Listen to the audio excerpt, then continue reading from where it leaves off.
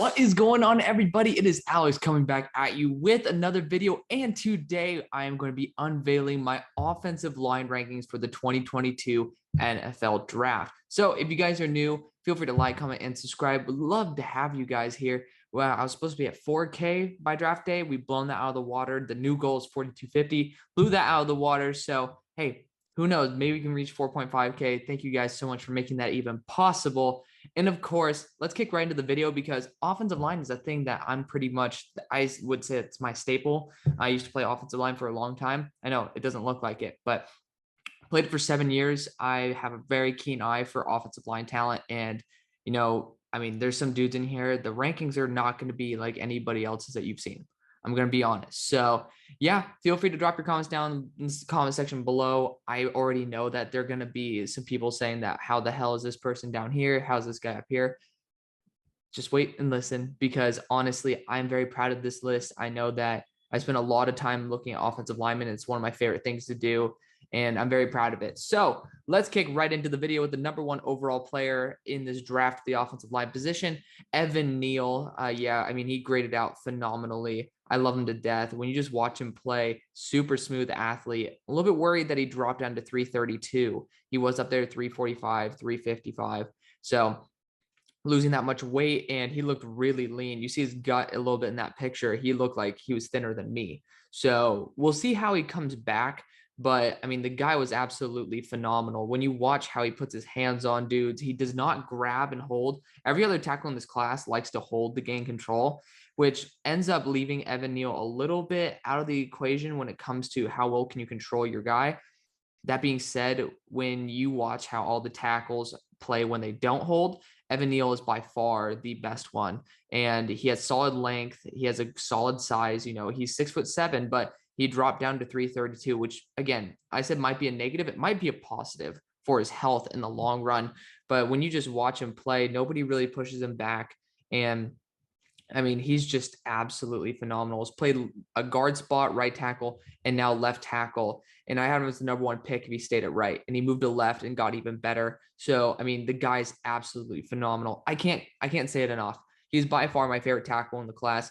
I don't think he has the highest ceiling though, which we'll actually get to that guy by pick 4. Number 2, we got Tyler Linderbaum here. Oh, by the way, we forgot to do this. So projection is where I think they're going to go in the draft, like their range, and my team projection is where I think they'll go. Draft grade is where you get to see where my personal opinion is on them. So even guys who might be pick not tackle or offensive lineman number 11 might end up being picked in like the first round, so to speak. But I want you guys to see where I have them ranked versus where the NFL probably does. So yeah, the Giants, at this point, we're seeing potentially the Texans, which we'll see an offensive lineman for them later. They might want to go after someone with a little bit more upside and someone who can play guard in the short term at a higher level. But number 2, we got Tyler Linderbaum, one of my favorite guys since this class began. He's been a top 5 guy for me forever. I think that his range is extremely high. You can see him go as high as 10 if the Jets really fall in love with him, but you can see him falling to the Cowboys even. So there's a huge range on where Tyler Linderbaum can go. And I really do think the Ravens, they got rid of Bradley Bozeman, if I'm not mistaken, and that'd be a really good fit. Again, I'm just such a huge fan of him as a blocker overall. His only issues is that he doesn't have a perfect anchor and he has really small arms. Like he's 290 something pounds. That's not ideal, but you still look at these guys who are 305 and say that they're ideal. Tyler Linderbaum can put on weight. It's not like it's impossible. You don't need Houdini to make this guy into NFL weight. And he plays at 310. Like he really does. He has that extreme power to him too. And you just watch him play. It's like, wow, he just is able to process things at such a high level. Gets his hands on the dude and he's able to power them over. Big fan of Tyler Linderbaum, super well-rounded as well. Yeah, he got an 86.25. If you guys want to know my grading scale, a 50 out of 100 is where they scored pretty much average for every category. It is very hard to get anywhere close to the 80s. I think I've given out less than 10 80 pluses. You don't ever deserve really an 80 plus. And I've only given out a pretty small handful of 70s as well. Guys just don't really deserve it. They don't. And a lot of these guys are prospects. We get to see who they are, but also who they could be. And that's why there might be some dudes with lower grades at a higher ranking. Number 3, Charles Cross is going to be my tackle too. Again, we'll talk about Ikem Ekwonu very soon. But yeah, he's super solid overall. I think he's a very good pass protector. And he's had, I think, over 600 reps in pass protection. Going to be a day one starter instantly. Good athlete as well. He tested out pretty well. And again, similar to what we saw with Evan Neal, this guy's mechanics are top notch. And again, I love his just ability to stay active during a lot of plays. But his big issue, and I've had this since the beginning, you can check back to the first line video where I was going to have him up a lot higher. At the start of the year, he still had anchor issues, and he still does. It's gotten a lot better. He put on 15 pounds. It's gotten a lot better. So definitely the sky is the limit for Charles Cross in terms of being able to improve his anchor. And again, he's proven that he can put on weight and actually play at a much higher level. But yeah, he's not very powerful with his pop. I don't really see him trucking dudes over like we'll talk about with the next dude. And he can hold at times for sure. Like we'll see that quite a bit. And that's honestly a trait of most of these tackles. But when you're trying to nitpick Charles Cross, it's really that anchor. That's just the biggest thing for me. It's just the anchor. But we got to point out some other weaknesses for him. I think he could go to the Seattle Seahawks at 9. Number 6 seems to be at the moment a quarterback pick, and not many teams are looking for an offensive tackle anymore. So we'll check it out. We'll see how it goes. I love the idea of him potentially slipping up to 11 and the Chargers going up and snagging him. This was the last team projection I could have done. I had no idea where he will go. So we'll see. Again, almost in every single draft I do, Charles Cross goes to a different team. Could be the Panthers, could be the Seahawks, could be the Giants. Hell, it could be the Chargers, right? So we'll see how everything goes. But yeah, he's my number 3 guy. Number 4 is Ikem Ekwonu. You guys want to see his grade, 76.25, ain't too shabby. I mean, look at it, 79.5 to 76.25. Again, not shabby at all. Really high-end offensive lineman right there.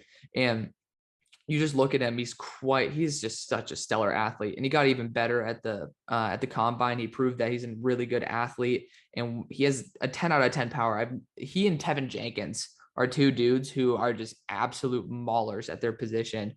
And people are always talking about his run blocking. That's actually what brought his grade down, is because I don't think he's that good of a run blocker. Not because he can't run block, but because of the whiffs. I'm not a huge fan of how many times he whiffed. And that's a downfield processing issue. He also held quite a bit. And a lot of people were saying he's a guard only until he started getting it better this year. So we've only seen 1 year of actual competent tackle play. But again, he's somebody who, for the Texans, could be playing a guard in the short run. Titus Howard's going to be coming up on a contract extension very soon. Could save you a shit ton of money. And now you'll still have a very high level elite tackle duo. I think that'd be a phenomenal move. And again, it's going to benefit the team in the short and long run. So that's why I like to put him over there. Of course, sometimes I like to send somebody else to the Texans, like we just did in the mock drafts. So if you guys do like those, feel free to check that out too. But yeah, I mean, I just love Ikem's upside. You know, he could end up being the best tackle in the class. Big fan of him. Big fan. Again, number 4 is not saying much. The top 3 are just neck and neck. Depends on which type of flavor of ice cream you pretty much want, right? You want some strawberry, you want some vanilla, you want some chocolate, whichever one you want. I don't think that it's going to be great regardless of the flavor you choose. And of course, all of them together, the Neapolitan style, makes a really freaking good top of the offensive line class. And then not to mention Tyler Linderbaum. But number 5, here is my boy right here, Tyler Smith. I have a top 25 grade on him. The guy's phenomenal. He really is. He plays left tackle for Tulsa. But when I watch him play, he has a lot of mechanical issues and he holds a lot. I think he had 16 holding penalties during the year. And that was just because he kept getting out of position. He wasn't comfortable being a true left tackle. That's not going to stop once you go to a higher level of competition. But at the same time, his traits that you see are very translatable to the NFL, especially if you're willing to put him at guard in the short run. A team like the Dallas Cowboys, I think, would be a phenomenal fit for that. You know, where you do have that Connor Williams vacancy, but you also have Lyle Collins. You might in the future have Tyron Smith be gone. That is a perfect guy to be able to go in there and succeed him. And Mel Kiper just put him there in his mock. I've been doing that quite a bit myself here and there. I think Tyler Smith's an absolute stud. Again, he is up there with Ikem Ekwonu. I think he was like 0.75 off. He was like a 9.25 or 9.75 in power. And again, 5.0 is average. Like these guys are absolute monsters. And he just throws dudes. I just remember watching him in his bowl game. That was like the game that really clicked for me that he was a first rounder. And you guys can check my Twitter. It's literally a living record of everything I say. I was on him a lot longer before everybody else was. I fell in love with Tyler Smith, and I have a really good eye for these high-end tackles. To me, Tyler Smith is very similar to what Tevin Jenkins was last year, but Tevin Jenkins was a little bit better in terms of his tracking.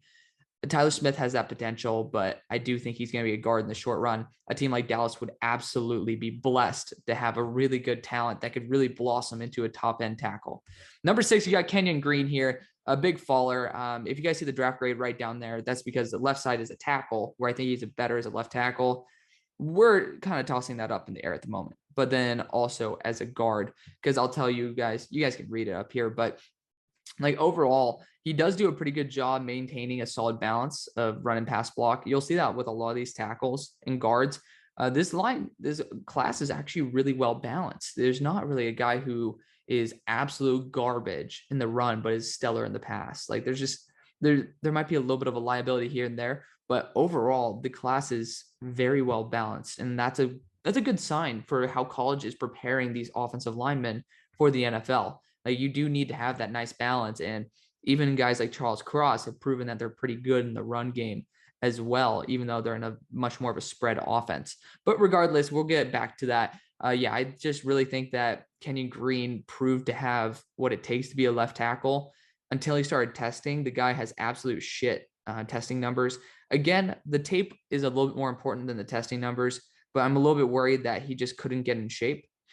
And that's a pretty big no-no. I would not be surprised to see him fall out of the first round. However, I still think he could go to a team like the Buccaneers, where AlexCBarbour just left, and obviously you guys replaced him with Shaq Mason, but bugging on the name, Ali Marpet just retired as well. Kenyon Green would be a great guy to slot in there. He could also play tackle in the long run. Not a huge fan of him at guard. I have a second round grade on him there, and I've kept it there for a while. You know, when you look at it, he really didn't know what was going on. You watch the tape and he was looking around a lot, not knowing where to go. That's a big no-no for me. And I was just genuinely surprised he played so much better at left tackle than he did at right guard. Regardless, no pun intended, I think that he's going to be better as a tackle once he gets his ass in shape. He could definitely fall out of even round 2. It's a bold claim, but I do think he could be one of those guys who continues to slip because he wasn't able to separate himself compared to the other talent in the class. But yeah, I think that he also is able to pick up blitz packages really well on the outside. Mechanics are there, and he definitely has enough juice to totally flip a dude. So big fan of what Kenyon Green could be. Again, I have still a pretty much a first or second round grade on him, but I could see why he falls. Next, we got the big surprise on the block, Nicholas Petit-Frere out of Ohio State. Yeah, and people aren't talking about him anymore, but I mean, the guy can play left or right tackle. He does it at a very high level. The problem is we saw what happened. I think it was against Rutgers, Penn State, and Ohio State. Pretty much the 3 programs he faced that would actually be more so NFL talent. He definitely shit the bed on. That's a big oof. But at the same time, when you watch some of the reps, you realize that if he ends up going 3rd round and sitting for a year with a team like the Titans, if you want to keep Taylor Lewan to train Nicholas Petit-Frere, this guy could be an actual NFL starter. I saw some flashes where I'm like, holy shit, this guy's as good as Charles Cross. And then there's other plays where I'm like, what are you doing? So very much a big coin toss when it comes to Nicholas Petit-Frere. But given the lack of legitimate tackle talent in this class, I could definitely see him even slipping into the end of the second. Like if a team really likes him and they're looking at like, hey, we want somebody who could potentially move into right or left tackle if a guy gets injured, or we're potentially moving on from this other player. You even see the Texans, if they want to pass on a lineman round 1, they could go after Frere in early round 3. Just somebody who can play left or right tackle where need be. And again, I like he's super sound. He's super sound as a mechanical blocker. I just think that he's a really talented dude. And the problem is you just see the lows. there's a lot of guys in this class that do that. Not many of them flash those high highs on the offensive line. So don't be surprised if he's a random huge riser to like early second round. Even if you see the Packers, the highest I could ever see him is if the Packers somehow get a boner for this dude for the first, like pick 28. And again, they could watch those games where they see like, dude, this guy could be NFL talent. Like this guy could be NFL starter worthy. Chances of that are like less than 1%. But still, even in round 2, I think that'd be a good spot for the Packers to go. You guys will see in the honorable mentions, there's a dude who might be moving on to this list by the time of the draft. But I mean, I think that he could definitely be a good target for them. Regardless, I also don't like Ferrer in terms of his anchor and power. That could be another big issue. But again, when you watch him play, there are some flashes of a very high level talent. So it's there in a very weak tackle class. Number 8, we got Zion Johnson here, which is going to be a big surprise to a lot of people. I know I'm going to get some hate on it. I still think he goes in the first. I do. The Senior Bowl was a big eye opener to me about one, his work ethic. During the regular season, when I did my studying on him, he was seen like kind of not blocking people. He'd rather take a play off than go assist an offensive lineman. I didn't like that very much, but obviously you saw during the Senior Bowl, he worked his ass off to try to play center, was a bit uncomfortable, but still worked at it. But he had some pretty bad losses. So I already boosted his grade up to a 71.25 from a 70.25. Still a very solid athlete overall and really good guard. You know, if you want to have someone, even the Cowboys, I just have them going here to pick 23. Like, I'm not going to shit on the Cardinals for doing this. If they want someone who could play guard and center, with potential, like if someone gets injured, you can put him at tackle because he played there a long time. This is a great guy. Like there's no hate on Zion Johnson. If you guys have been following the pure guards, you've been pretty much talking about in terms of guards, like you got Kenyon Green in there, which he's not even that much above Zion Johnson. If you guys remember, I have a 72.5 grade. You have him and then Tyler Smith, who's my guard 1. And then you have Zion Johnson in there. So I mean, he is arguably a top 2 guard. That's where a lot of people have him. I just like to mix it in with the tackle class because honestly, the line class is not that great. Don't listen to the people who tell you, oh, this is a phenomenal line class. It's not. It's not. We're not seeing the level of talent that we need to have consistent talent on these NFL offensive lines compared to the edge talent that's coming out. Ridiculous. So we might be seeing a new era where offensive linemen start going way, way higher because of the fact that the edge rushing talent is so popular and the offensive line talent is too scarce to be able to cover it. Regardless, I digress. You know, I still think that Zion Johnson is a pretty damn awesome athlete. And again, I love that top tier anchor. He actually scored one of the highest of all, if not the highest of the interior offensive lines for his anchor. And that's a big plus because I do love a guy with a good anchor because you got to be able to make sure that you're not getting interior pressure on your QB. That's the fastest way to blow up a play. So again, cheers to him. Number 9, this is another one where people are going to be like, what the hell is going on, Alex? Trevor Penning. Even after the Senior Bowl, people are talking about how amazing they are. I got media access, so I watched every single rep. He did not perform that well. People will say he did. They didn't watch every rep. I'm going to be honest. You didn't watch every single rep if you think he did well. He threw a guy first off into Desmond Ridder day 1. I don't care how awesome and like powerful you are, which is a good trait. I mean, you can still throw dudes. That's a great plus. But at the same time, it's like when you don't know what the hell you're doing and you're throwing a dude into a quarterback, like what is going on in your mind?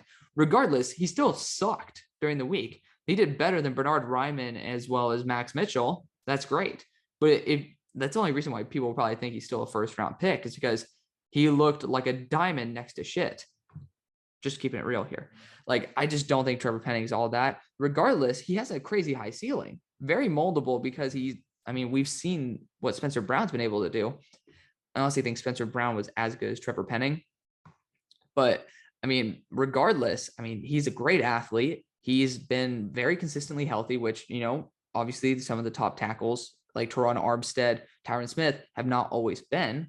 So availability is the best ability. He at least has that. And he's 6'7", 321. So he's not going to be in that risky zone for a shit ton of injuries. Like, you can see a lot of positives with Trevor Penning, which is why I can definitely understand him going in the first round. But he is just so raw. You can't expect him to be an all-pro like Rashawn Slater was. And you just look at how he plays. There's guys going right into his gut. Like, you need to be able to use your arms, and you can't just have a dude go into your gut and you push him down. NFL players aren't going to do that. They're a lot more talented. They're a lot more skilled.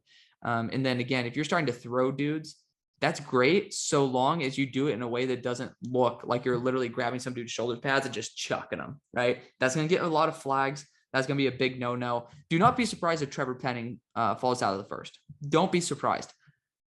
I still would be, but at the same time, don't think that's the end of the world because NFL offices are stupid. There's a lot that's a big negative here for Trevor Penning. And again, it's not like he's a true junior like Tyler Smith is. He's a redshirt senior.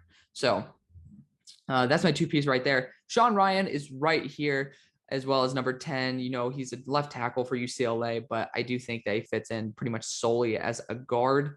You know, he definitely is. I have that like on sale version of Tevin Jenkins feel for him. Big dude, solid anchor, you know, has some good power, but I mean, at the same time, he's not the best athlete in the world. And when you see him ID dudes down the field, he just looks lost. He does. That's just the big issue. And, you know, in the long run, he could be an offensive tackle, but I do think that a team like the Bears could put him in that James Daniel role and he's going to flourish. I think he'd be a very good addition there. So I think he's going to be a round 2 pick. And especially for a run heavy team, even like the Titans, if they don't want to go offensive line round 1, this would be an amazing option for them because he'd fit perfectly. And number 11, you got Bernhard Raimann. I know a lot of people have him as a top end tackle. I'm just not that surprised by him. Nothing really stands out to me. He is only 2 years into his career as an offensive tackle, but the dude did not test out like the superior athlete that a tight end should. So it's pretty obvious that he's not that tight end athletic build that a lot of people were saying, like the Lane Johnson build. Not that way. But yeah, he's honestly pretty good in the pass pro. I have in the notes that he was frustrating LSU in SEC defenders. That's a big plus, man. I mean, honestly, you got to tip your cap to him, but he had a really shit Senior Bowl. He only had 2 good reps in the entire Senior Bowl. That's a big, I mean, again, nobody's talking about that, which is so annoying. Like, yeah, the drills are designed for you to lose. It's just how you lose. He just lost looking like a complete fool out there. Had 2 good reps entire week. I'm just going to be honest. Like, I wanted to love Bernhard Raimann. He's just not that great. He is a solid enough athlete, though. I tried to shit on him about not being tight end athlete. I mean, Lane Johnson would have been scoring that 9.5 range. Like, obviously, he was down to like a 6.5. But yeah, he definitely was a lot better at IDing things than Trevor Penning. And he is actually technically graded above Trevor Penning. Just Trevor offers a shit ton of upside. And again, I really like when a player is able to stay healthy. So there's a lot of positives about Bernhard Raimann. I still think he's going to be a round 2 pick for sure. But like when you look at it, he's not ready. He's not really ready to be a full-time NFL player. And he's going to be a full-time starter. But again, this is a roster. I think he's going to go to the Saints. I think that's a great spot for him. A lot of people were saying the Dolphins, they just signed Teron Armstead, which I think is going to be phenomenal. I'll just talk about it right here just because, again, talking about the Saints, talking about Teron Armstead, I think that it was like a 5-year deal with 80+ million. I think that's a phenomenal deal. Again, he hasn't been able to stay healthy, but when you are able to acquire a position of extreme need and get arguably the best player at the position for not the highest price on the market, that is a ridiculously good deal. So big plus to the Dolphins for that. I love Teron Armstead's like impact on that roster. I will say if I were Teron Armstead, I'd probably want to go to Indianapolis. Like, again, you have Matt Ryan there. Like, they're actually trying to chase a Super Bowl. That being said, you know, you're still going to Miami. You're still enjoying it. You're getting a shit ton of money. I don't exactly blame you. No taxes. So again, really solid move by the Dolphins there. Really solid move by Teron Armstead with a potential really solid roster too. Like, they've done some great stuff in the offseason. So cheers to the Dolphins for that. And that's going to end off my rant about the Dolphins and how well they've done. I don't like talking about the Dolphins. That's Broshmo's job. Regardless, here is some honorable mentions who almost made the list. Abraham Lucas probably will be making the list eventually. Did not give him an official draft grade yet, but gave him a day 2 pick. And I think he's a day 2 grade. Very good, very low ceiling, but very high floor, day 1 impact. I think a team like the Packers, who could be looking for a day one impact at right tackle, definitely could be in love with that. Jamari Sawyer, a team like the Bengals could like a guard / tackle hybrid. Again, you got Lyle Collins in there, but it doesn't hurt to have good depth. And Alex Kappa, I mean, I don't think he was the worst guy on the whole entire Tampa Bay Buccaneers offensive line. You can potentially upgrade from him there. Jamari is a guy who's a Swiss Army knife. If you get him by trading back in the second, I think that'd be phenomenal. Again, poor draft grade right there, but again, you see some of those flashes, and that's what makes him damn good. Alec Lindstrom, I think a team like the Dolphins could definitely capitalize on being able to bring someone in of that caliber. Cole Strange, a team like the Jets. I mean, I'll talk about the two centers right here. So Alec Lindstrom, he's going to be a consistent big blocker. I gave him a 60 overall grade because, I mean, there's a lot of reasons for it. He's not ready to be a full-time starter, but he definitely can challenge on a team that needs somebody. You know, he's just going to be a solid day 2, day 3 talent.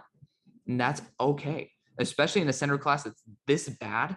Both of my, Ricky Stromberg, he was my center too. He went back. Then I was like, you know what, Jared Patterson, you are easily my number 2. He went back. It kills me. I swear to God. Like, this is just not my year for guys that I love, except Tyler Smith. He came out, so I'm happy about that. But yeah, Cole Strange, he put up one hell of a fight. He's a really good under the radar type of dude. The Jets could definitely maximize their potential value by being able to scoop him up in the 3rd or the 4th. Thayer Mumford, he's going to be just a really high floor dude who just comes in and plays every single snap, has tackle versatility as well. I just love what he could do there. Max Mitchell for the Steelers. I'll move my camera in a second. You know, Max Mitchell certainly could be a guy who in a couple years time has the ability to start. He just looked really bad against NFL talent. He looked really bad, and it really surprised me because I thought he was very good. Darian Kennard just looked like complete booty cheeks for the most part, had one good rep versus Jermaine Johnson. He's a right tackle only. That's the issue. He's a right tackle only, and I think he'd be a great backup to Morgan Moses there in Baltimore. So big fan of that, and I have been for a long time. Then Daniel Faalele. A lot of people have him in their top 50s. I barely have him with a 50 overall grade. Guy is just complete booty cheeks that is in a big ass body. I'm sorry, you can pick up a lot of, like, there's just random big ass dudes that do appear. You don't have to draft them because of that. But with Trent Brown signing a 2-year deal, it's a perfect spot for the Patriots to just say, hey, you know what?